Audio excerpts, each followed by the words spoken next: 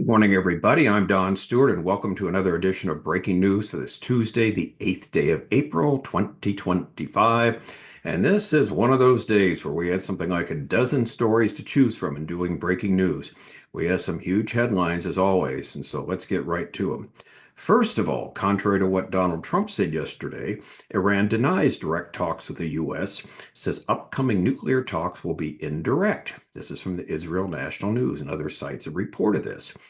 Now, also, Steve Witkoff is going to head the American delegation for U.S.-Iran talks in Oman. This is from Virtual Jerusalem. After a rush meeting, Netanyahu returns home empty-handed. This is from YNET. We're going to look at a couple of Israeli websites, two of the leftist ones, even a right-leaning site, a pro-Netanyahu site that have their take on what happened, and none of them are very happy. All right, and then a huge story here. Um, the IRGC, the Iran Revolutionary Guard Corps, their oil empire. This is from the Jerusalem Post. How Iran's elite guards are cashing in on the state's black gold. And this is an important story that's hardly ever mentioned. And so another problem that's there, apart from the Ayatollah and apart from their physical nuclear program, is this very well-trained, well-disciplined Guard Corps. And you may be surprised with how wide their reach is right now. So we're going to look at that because they have to be dealt with also. Now, I want you to remember, you can watch the daily videos from YouTube or our app. We have an app, EOW with Don Stewart, Educating Our World with Don Stewart, in both the Android and the Apple app stores. They're free. And then our website, Educating Our World, you can go to it, and the first thing that pops up every day, as soon as we do the video here, and it goes on the app, you'll see it on the website too. So you can watch this on a various number of different platforms. So please take advantage of them. And there's always there's always a written summary combined with the video that explains the headlines of the day and the main points. And today we're going to add one more video in our series, Your Bible Questions Answered. We've already summarized our book, 25 Signs. We're near the end with 5 different videos. We're going to summarize the 7 appendices in the book, which contains some extremely valuable information. And so you'll have all that to watch and listen. If you've got the app and you're looking at it on the app or watching it, you scroll down to the bottom where it says something like Bible Questions Answered, and that's where you find this. Again, all these resources can be downloaded for free from our website, our app, or wherever it might be, so please take advantage of them. All right, let's get to these stories, and there's something else. Headline number 1. Iran denies direct talks with the U.S., says upcoming nuclear talks will be indirect. This is from Israel National News. Iran dismisses President Trump's claims of direct nuclear talks, calling it a psychological tactic.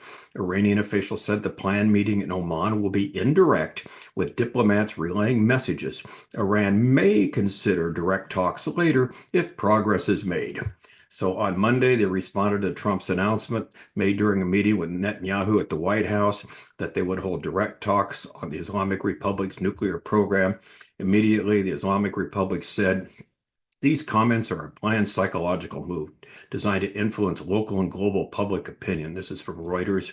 Meanwhile, 3 Iranian officials with knowledge of plans for the talks with the United States told the New York Times that Iran's understanding of the talks are somewhat different than that from President Trump, how he described it in the Oval Office. According to the Iranian officials, representatives from Tehran, Washington plan to meet in Oman on Saturday for indirect talks. Now get this, where representatives from each country would sit in separate rooms and Omani diplomats would carry messages back and forth. So that's not direct talks. But the Iranian officials told the New York Times that Iran would be open to direct talks with the United States if the indirect negotiations went well. Well, this last line says it all, doesn't it? Iran would be open to direct talks if these indirect talks go well. So what's going to happen? Talk, talk, talk, stall, stall, stall. It's almost guaranteed to happen now because of our next headline. Headline number 2, Witkoff to head American delegation for U.S.-Iran talks in Oman. This is from Virtual Jerusalem. Iranian Foreign Minister Abbas Araghchi will visit Oman Saturday for mediated talks by Omani Foreign Minister Badr al-Busadi. Tehran official says Khamenei is showing a softer stance on direct negotiations. The talks will be held April 12th in Oman, led by this person, Araghchi, and the U.S. presidential envoy Steve Witkoff, the man who admitted he was already duped by Hamas. saying that there's going to be a ceasefire when there was not in one of the agreements that he thought he had made. He's going to be there representing the United States in talking with Iran.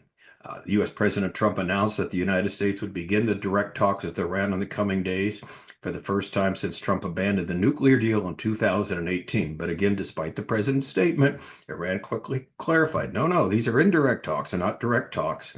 He spoke from the White House with Netanyahu by his side.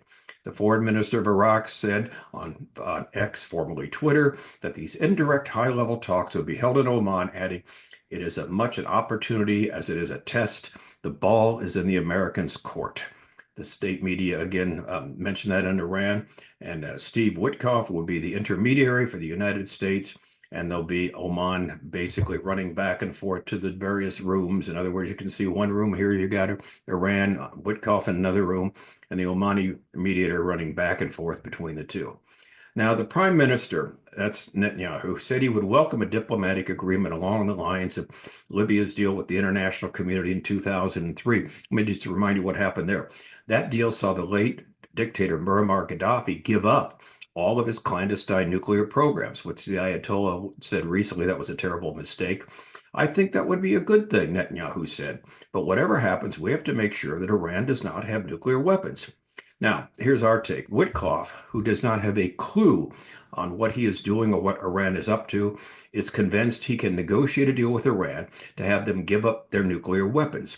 Recall, Iran has never lived up to any of the agreements it has made in the past, so there's not much of a chance that it will change in the future, given their belief in the supernatural calling they have from Allah to destroy the United States and to destroy Israel. And so Witkoff, the proverbial, I don't know what you call him in this. He's going to be the envoy. He will come out and he will probably wax eloquently how we're making progress. And we'll have to have another meeting down the line, then another and another. And again, the stall tactics of Iran. Now a sample of how the Israeli websites explain Netanyahu's visit to the White House. We'll have two leftist sites, YNET and Israel National News first. Headline number 3. After rushed Trump meeting, Netanyahu returns home empty-handed. This is from the leftist site YNET. Analysis. U.S. President summons PM to stress a diplomatic path on Iran's nuclear threat, keep tariffs on Israeli goods, highlighting billions in American aid already given. Very negative article towards Netanyahu. Then Israel National News. This one's even worse. After softball visit to Hungary, Netanyahu strikes out in D.C. meeting with Trump. Now, they also mentioned where Trump praised the leader of Turkey, Erdogan. On Turkey, too, here's what they say. Trump showed that he wasn't about to be moved by Netanyahu. The president praised Turkish leader Erdogan, perhaps the leading critic of Israel on the world stage, one who Israel calls an anti-Semitic dictator. Less than 2 weeks ago, after Erdogan called for Allah to destroy the Zionist Israel, Trump was describing his as very smart and congratulating him for taking over Syria. Now, that's from the negative side. Now, from a positive pro-Netanyahu site, Israel HaYom, here's what they said. Trump-Netanyahu summit, warm embrace, vague promises. Despite the upbeat atmosphere at the White House, the U.S. president refrained from making concrete comments on tariffs, the return of the hostages, or tensions with Turkey. In other words, the visit was anything. It was a huge success. So Netanyahu, thinking he was summoned to Washington to discuss the plans for an immediate attack, that's what we thought, on Iran's nuclear program, was obviously shocked in the meeting before the press conference when he was told about the U.S. and Iran were going to meet to try to solve the problems diplomatically, because he knows what's coming. And he did look like the proverbial deer in the headlights during the time. Now, again, he was shocked, and it's human nature to be that way. He was not expecting this. But look, if you're the leader of a country, you've got to stand up and basically you got to show strength. You got to show leadership and show confidence. He did anything but that. And that's something that he should have learned how to do long ago, but he didn't. And the Israeli public have seen that. They think that, again, Israel's going to be sold down the river, kick the can down the road, as it were. Now we're going to have more talks with Iran about their nuclear program, on and on and on. All talks and no actions. All right. Headline number 4. Now, this one is actually a very huge story, one that we haven't gone over before here. One that I was only made aware of probably about 3 weeks ago. And this is about the IRGC, the Iran's Revolutionary Guard Corps, their oil empire, and how Iran's elite guards are cashing in on the state's black gold. And this is an analysis from the Jerusalem Post. It is very interesting and very important with what's going on. The IRGC's control over Iran's oil industry is not just an economic fact, it is a political verdict on the regime's direction. In the darkened corridors of power that define the Islamic Revolutionary Guard of Iran, there is one institution that looms larger than the other. It's the IRGC, which began in 1979 as an ideological driven force to protect the Islamic Revolution. It has since evolved into the country's most powerful military, economic, and political entity. Today, the IRGC's fingerprints are on everything that emanates from Iran, from nuclear enrichment to regional proxy wars. However, its organization's reach into Iran's oil industry that's proven to be the most lucrative, and that's the key. What they've done with the oil industry, with all the, the things that have been pushed against them, the sanctions. Now, here's their explanation. This is not just a case of military overreach. It's a systematic conversion of a national resource into a war chest for militarism and repression. That's what they're doing from oil, what they're making from that. Part of the kleptocracy that controls Iran. The IRGC has transformed itself into a parallel state with its own economy, ideology, and global ambitions, all supported by the supreme leader Ayatollah Ali Khamenei and fueled by oil that rightfully belongs to the Iranian people, but is used to help finance their subjugation. And then it says the new budget bill, which came into effect on March 21st, the Persian New Year, was released by the Iranian government last week and underscores both the disproportionate allocation of oil revenues and national budget to where? To Iran's military and security apparatus, as well as the transfer of state-owned assets into their control. So the bottom line is that the power of Iran resides in the Revolutionary Guard. They are a well-trained, disciplined group that has, as this article stated, global ambitions. In other words, they too need to be dealt with apart from the physical facilities of Iran's nuclear program. So don't be surprised if we see even if we don't see bombing right away with respect to Iran's nuclear facilities, some shall we put it this way, some attempt to kind of neutralize the Iran Revolutionary Guard Corps, because they're literally ripping off billions of dollars from other oil companies. They're basically, what they've also done is built this war chest for spreading the jihad, spreading the terrorism literally around the world. So they will be dealt with also at some time. So you've got two problems there. Okay, so here's the bottom line here. All in all, the meeting yesterday at the White House and the meeting to come on Saturday in Oman is highly likely to change the direction of Israel's desire to see Iran's nuclear infrastructure immediately destroyed. In other words, there goes the immediacy of it.